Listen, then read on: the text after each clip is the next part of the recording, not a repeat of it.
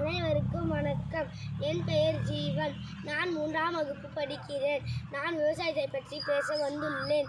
மணப்பாறை மாடு கட்டி மாயாமரம் ஏறு பூட்டி வயக்காட்டை உழுது போடு செல்லக்கண்ணு, பசு தழையை போட்டு பாடுபடு செல்லக்கண்ணு. இந்த உலகம் உழவு தொழில் தான் நம்பி இருக்கு.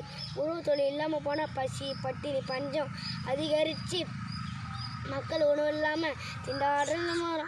அதை அறியாத இந்த பேரை மக்கள் பீட்சா, பர்கர் மகிழ்ச்சியாக சாப்பிட்டு இருக்கிற நிலத்தெல்லாம் பிளாட் போட்டு விற்கிறாங்க.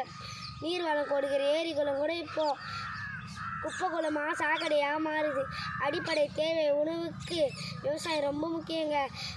பொங்கல் அன்னைக்கு மட்டும் விவசாயம் உழவர்னு பேசாமல் எதிர்காலத்தை யோசித்து உழவு தொழிலுக்கு முக்கியத்துவம் கொடுங்க.